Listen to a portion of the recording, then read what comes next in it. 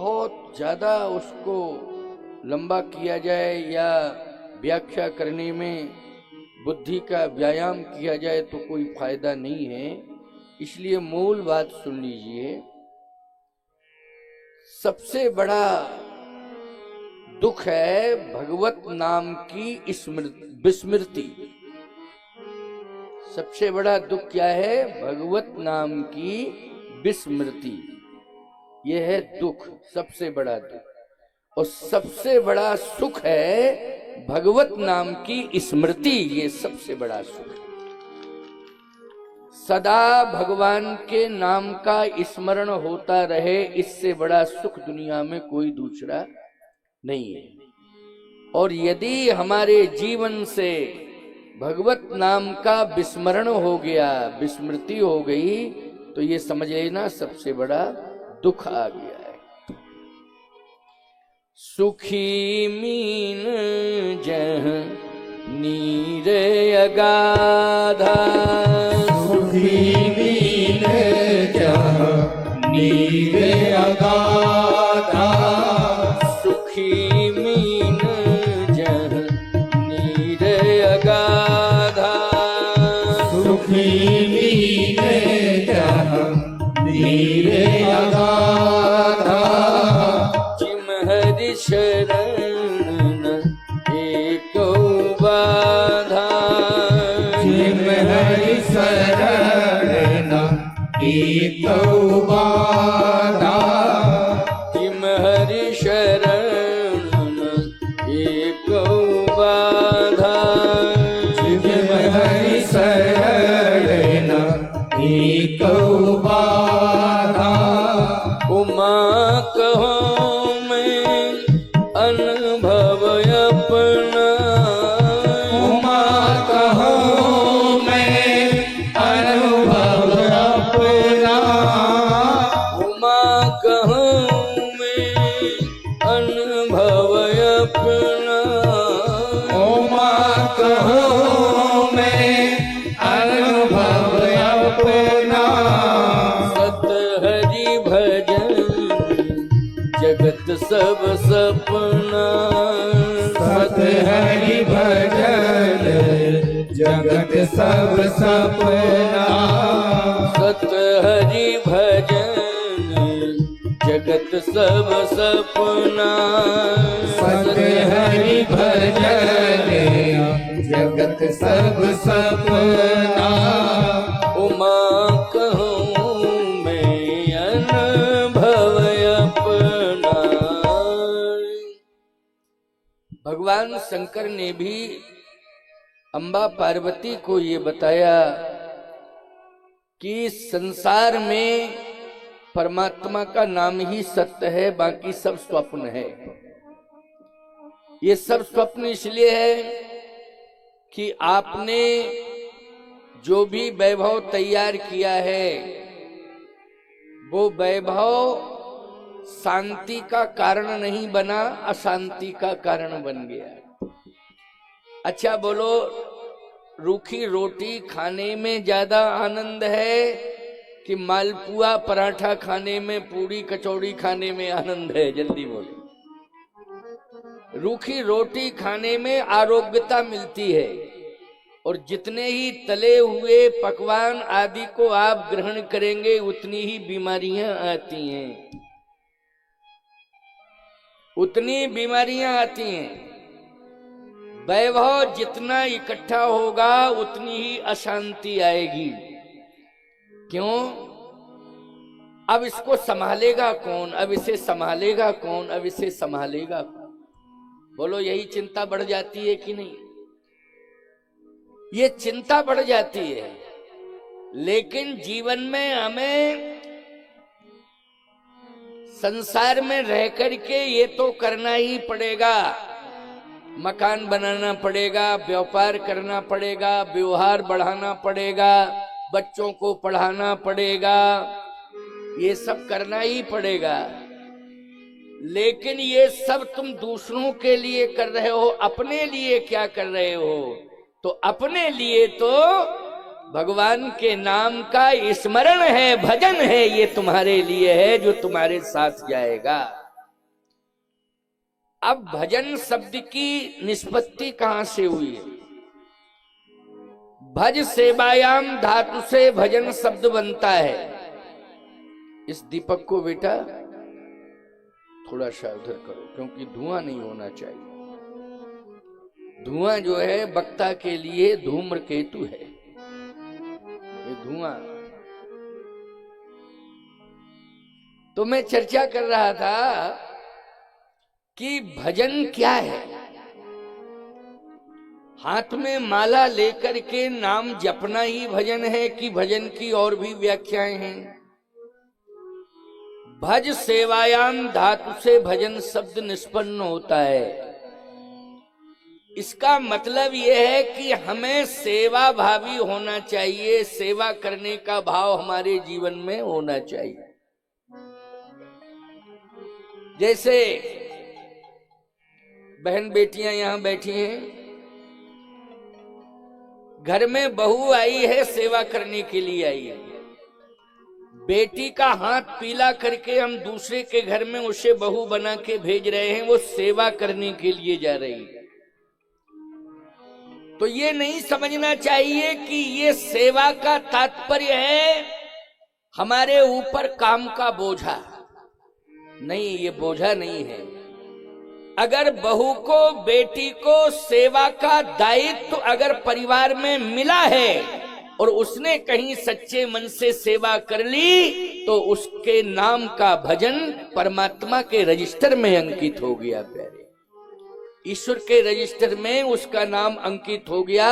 भजन में, भजन के स्थान पर उसका नाम अंकित हुआ है। सेवा तुमने यहां दी है, लेकिन भगवान के रजिस्टर में भजन के नाम, भजन के स्थान पर तुम्हारा नाम अंकित हो गया। भज सेवायाम धातु से क्या बना है? भजन बना है। इसलिए सेवा भी भजन है। सच्चे मन से सेवा करना चाहिए, यही जीवन का भजन है। सच्चे मन से जो सेवा करते हैं उन्हें निश्चित रूप से सुख की प्राप्ति होती है, सुखानुभूति होती है कि मैंने अपने हाथ से अच्छा काम कर लिया। एक उदाहरण मैं दे रहा हूं आपको, बड़ा सुंदर उदाहरण है, इसको सुनिए। आपके दरवाजे पर कोई व्यक्ति खड़ा है और आप बैठे हैं और भीषण गर्मी है और वो कह रहा है कि मुझे प्यास लगी है, एक गिलास पानी पिला दो। एक बात बताएं, जब प्यास लगती है तो व्यक्ति फिर ये नहीं देखता है किसका घर है। क्यों भाई? अच्छा, जब कोई व्यक्ति पानी में डूबने लगता है तो ये नहीं देखता है किस जाति का व्यक्ति हाथ पकड़ के मुझे निकाल रहा है। बोलो भाई, नहीं तो मरना तो पक्का ही है। अब तुम देखो कि तुम हमारा हाथ पकड़ने के लायक नहीं हो, नहीं नहीं नहीं नहीं, मेरा धर्म नष्ट हो जाएगा, नहीं नहीं नहीं, तो मर जाओ, मर जाओ। फिर उस समय तो एकमात्र यही लक्ष्य होना चाहिए कि मुझे बचना है, मेरे प्राण रक्षा हो। ऐसे ही अगर प्यास लगती है, पानी नहीं मिलता है प्यारे, तो याद रखना किसी के द्वारा भी पानी मिल जाए, पहले प्राण बचाओ। भाई प्राण बचेंगे तब ना धर्म बचेगा। जब प्राण ही चले गए तो धर्म कौन बचाएगा, कौन धर्म कर्म मानेगा? प्राण रक्षा। अस्पताल में जब व्यक्ति जाता है तो ईमानदारी के साथ बताओ, उस समय उसे चाहे पानी हो चाहे कोई लिक्विड हो, कौन देता है? डॉक्टर देते हैं, सहयोगी नर्स आदि देते हैं, सहयोगी स्टाफ के लोग देते हैं। अब वहां ये पूछते हो डॉक्टर किस जाति का है, किस जाति का उसका स्टाफ है? बोलो, उस समय तुम मरीज हो और वो उपचार दे रहे हैं, तुम्हें स्वीकार करना ही पड़ेगा। सीधी सी बात यह है कि अगर कोई भी व्यक्ति आपको प्यासे हो पानी दे रहा है तो तुरंत पानी पी लेना चाहिए, प्यास बुझाना चाहिए, प्राण रक्षा करनी चाहिए। लेकिन प्यासा व्यक्ति पानी मांगे और कहे मुझे प्यास लगी है, एक गिलास पानी दे दो, तो आप बैठे बैठे ये कहें कि कोई आदमी आ जाएगा तो पिलवा देंगे, अभी रुको। मतलब आप जो है इतनी भी सेवा नहीं कर सकते हैं कि प्यासे को पानी नहीं पिला सकते हैं। बोलो, कहां से सुख शांति आ जाएगी तुम्हारे जीवन में? हैं? सम्मान पाने से सुख शांति नहीं मिलती है, सम्मान देने से सुख शांति मिलती है। दूसरों को सम्मान दो, निश्चित रूप से सुख और शांति का अनुभव होगा। वो कह रहा है कि मुझे प्यास लगी है, पानी पिलाओ।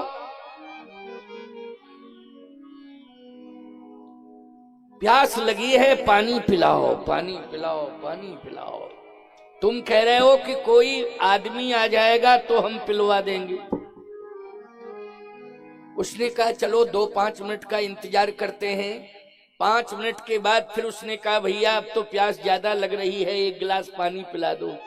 फिर तुमने वही कहा कि देखो मैंने क्या कहा था, कोई आदमी आएगा तो पिलवा देंगे, थोड़ा रुको, इंतजार करो।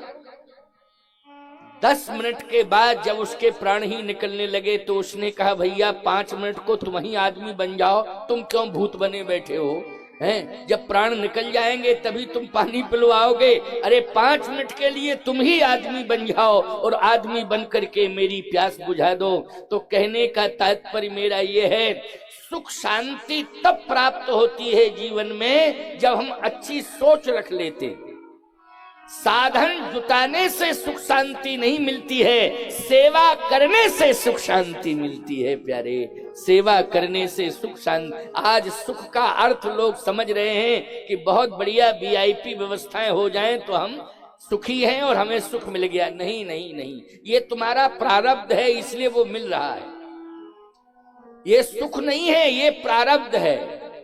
क्या है ये प्रारब्ध है, इसलिए वो मिल रहा है। वो मिलेगा, निश्चित रूप से मिलेगा, इसमें संशय करने की आवश्यकता नहीं है। लेकिन हमारा प्रारब्ध न बिगड़ने पावे इसके लिए हमें सेवा करनी चाहिए, क्योंकि हमारा प्रारब्ध बिगड़ने ना पावे। निरंतर प्रारब्ध अच्छा मेरे साथ जुड़ा रहे, इसके लिए हमारे जीवन में सेवा करने का भाव होना चाहिए। अब एक बड़ा सुंदर उदाहरण मैं दे रहा हूं, इसको सुन लीजिए, क्योंकि सुख और दुख की बात चली है तो हनुमान जी ने भी सुख और दुख की व्याख्या की है। संपत्ति और विपत्ति की व्याख्या हनुमान जी ने भी की है। कहे हनुमंत सुनो प्रभु सोई, और जप तप सुमरण भजन न होई, जप तप सुमरण भजन न होई। हनुमान जी ने कहा कहे हनुमंत विपत्ति प्रभु सोई, कहे हनुमंत विपत्ति प्रभु सोई, जप तप सुमरण भजन न होई। कहे हनुमंत विपत्ति प्रभु सोई। हनुमान जी ने कहा सबसे बड़ी विपत्ति यही है प्रभु कि आपके नाम का विस्मरण हो रहा है, ये विपत्ति है। आपके नाम का विस्मरण हो रहा है, आप दूर हो रहे हैं, ये विपत्ति है। और आप यदि मेरे पास हैं तो यही सबसे बड़ी संपत्ति है। भगवान दूर हो रहे हैं या हम भगवान से दूर हो रहे हैं तो समझ लेना यही दुख है जीवन का। और यदि हम भगवान के पास पहुंच रहे हैं यही जीवन का सबसे बड़ा सुख है। भगवत प्राप्ति ही सुख है और भगवान से दूर होना ही सबसे बड़ा दुख है। भरत जी ने यही तो कहा है। अब सुनिए जरा अयोध्या कांड। भरत जी महाराज जैसा संत दुनिया में है नहीं कोई, मानस को उठाइए आप पढ़िए। भरत जी महाराज जैसा संत, पूरे रामचरितमानस में संत भरे पड़े हैं लेकिन भरत जी से किसी की तुलना नहीं है। भरत जी महाराज जब आए ननिहाल से अयोध्या तो उन्होंने एक ही बात अपने कानों से सुनी। क्या? कि दो को गालियां दे रहे थे लोग। एक तो कैकेयी को गालियां दे रहे थे और दूसरा भरत को गालियां दे रहे थे लोग, अयोध्या के लोग। देखो आपको बतावें, गाली देना कोई अच्छी बात नहीं है। और तीर्थों में कोई गाली दे या जहां पर अच्छे लोग रहते हों वहां पर गालियां लोग बकना शुरू कर दें तो समस्या बहुत बड़ी है। संस्कार बदल रहे हैं। तीर्थों में संकल्प दिलाया जाता है कि गाली देना बंद करो। बोलो भाई, तीर्थों में क्या संकल्प दिलाया जाता है कि गाली देना बंद करो। गलत किसी के साथ आप बोल रहे हैं या गलत व्यवहार कर रहे हैं तो याद रखना ये सबसे बड़ी निकृष्टता है। गलत व्यवहार करना, गलत वातावरण करना, ये क्या है? जीवन की निकृष्टता है। तीर्थों में महात्मा लोग यही कहते हैं, निकृष्टता को छोड़ो छोड़ो छोड़ो, उत्कृष्ट विचारधारा से जुड़ जाओ, परम पवित्र विचारधारा से जुड़ जाओ। भरत जी ने कहा कि अयोध्या में कभी ऐसी बातें सुनने को नहीं मिलती थी, ऐसे गंदे संदे शब्द लोग मुख से नहीं निकालते थे। गालियां बक रहे हैं, निश्चित रूप से कोई बहुत बड़ी घटना घट गई है। और दो को ही गालियां दे रहे हैं, एक तो कैकेयी माँ को और दूसरा मुझे। इससे सिद्ध होता है कि कहीं न कहीं दोनों ही इस घटना के कारण हैं, माँ और बेटे, इसलिए गालियां सुनने को मिल रही हैं। भरत जी ने कहा वो थोड़ा सा अंदर प्रवेश करते हैं, भवन में जाते हैं, देखते हैं माहौल क्या है। तो प्यारे देखा क्या कि कैकेयी भरत का इंतजार कर रही है कि भरत आ रहा है। आपसे मैं एक बड़ी महत्वपूर्ण बात कहूं और आप ध्यान से सुनना। लोग कहते हैं सज आरती मात उठधाई, आरती की थाली लेकर के दौड़ी है मैया। चाहे जितना क्रोध क्यों ना हो किसी में, और चाहे जितनी नकारात्मक सोच क्यों ना हो किसी में, लेकिन अगर घर में कोई ऐसी घटना घट जाए कि जिसमें व्यक्ति के प्राण चले जाएं, उसकी लाश पड़ी हो, तो उस समय पुत्र की आरती की बात छोड़ो, भगवान ठाकुर जी अंदर बैठे रहते, उनकी भी आरती नहीं की जाती। किसी मोहल्ला पड़ोस रिश्ते नातेदारों से कहा जाता है कि भैया भगवान बैठे हैं, थोड़ा सा आरती पूजा उनकी कर दो, क्योंकि अब हम आरती करने के लायक नहीं हैं।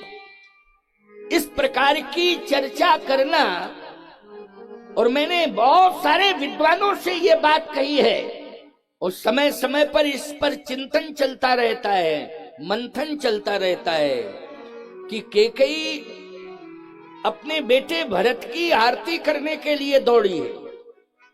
क्यों भाई, पति की लाश पड़ी हो, चाहे जितनी डिमांडें बेटे के लिए कर रही हो, लेकिन आरती उतारेगी क्या? जब घटना घटी गई है। घटना नहीं घटती तो अलग बात है, लेकिन घटना घट चुकी है, और ये व्याख्या करना कि वो आरती लेकर के दौड़ी, आरती तो पहले से ही सजी थी। क्यों सजी थी? जब वो वरदान मांग रही थी और दशरथ जी महाराज ने इस बात की पुष्टि कर दी कि कोई बात नहीं, राम को तू वन मत भेज, भरत को मैं राजा बना दूंगा। राम को तू वन मत भेज, मैं भरत को राजा बना दूंगा।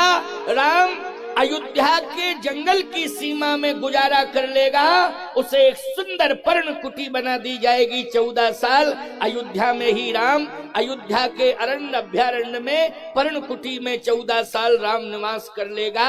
वो त्यागी है, परम तपस्वी है, इसलिए उसे कोई दिक्कत नहीं है पर्णकुटी में रहने से, वो गुजारा कर लेगा, लेकिन अयोध्या की सीमा से बाहर मत भेज। और मैं तैयार हूं, भरत को राजा बनाने के लिए मैं तैयार हूं। तो याद रखना, कैकेयी पहले से ही तैयारी किए बैठी थी कि जैसे ही भरत आए और भरत सिंहासन पर बैठे, तो ये जो थाली सजी हुई है, इसमें चंदन है, दीपक है, मालाएं हैं, सब कुछ है, ये सारा प्रबंध मैं करके दे रही हूं। आप भरत को जो है सिंहासन पर बिठालना, तिलक करना, माला पहनाना, और हम सब मिलकर के भरत की आरती उतारेंगे। हम सब मिलकर के भरत की आरती उतारेंगे।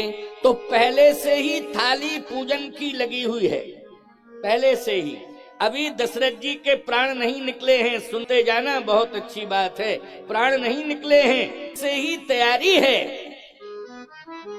दीप, यहां तक कंडीशन है कि दीप का प्रज्वलन हो गया है। जैसे अभी आप उर्मिला जी की बात सुन रहे थे ना, साध्वी सुना रही थी, अमृतानंदमयी के दीप प्रज्वलित किया गया। आरती उतारना चाहती है उर्मिला, लेकिन लक्ष्मण ने आरती नहीं उतरवाई। तो जब लक्ष्मण ने आरती नहीं उतरवाई तो प्रतिज्ञा क्या की उसने यही प्रतिज्ञा की कि ये दीप 14 वर्ष तक इसी तरह से प्रज्वलित रहेगा। जब तक मैं आरती नहीं उतार लूंगी तब तक दीप को बुझने नहीं दूंगी। तो रघुवंश की, इक्ष्वाकु वंश की ये महिमा है कि वहां तपस्विनियां आती हैं और अपने तप के प्रभाव से जो संकल्प ले लेती हैं वो संकल्प पूरा ही होता है। इसलिए कैकेयी ने भी जो तैयारी कर रखी थी पहले से ही, दशरथ जी के कार्यकाल में ही, जब निष्प्राण नहीं हुए थे महाराज दशरथ, तो ये उसी तरह की थाली सजी थी। और कैकेयी भरत के सामने इसलिए वो थाल को लेकर के दौड़ी है कि भरत, किया तो मैंने तेरे लिए ये इंतजाम था, अब ये थाली मैं तुझे सौंप रही हूं, अब तू जानो तेरा काम जान। क्योंकि कछुक काज विधि बीच बिगाड़ू, मैंने तो बनाने की कोशिश की थी लेकिन विधाता को पसंद नहीं था, वो कार्य बिगड़ गया है। इसलिए अब ये अभिषेक का दायित्व मैं तुझे सौंप रही हूं, अब तू जान और तेरा काम जान कि तू किसे राजा बनाना चाहता है, अब ये तू संभाल। भरत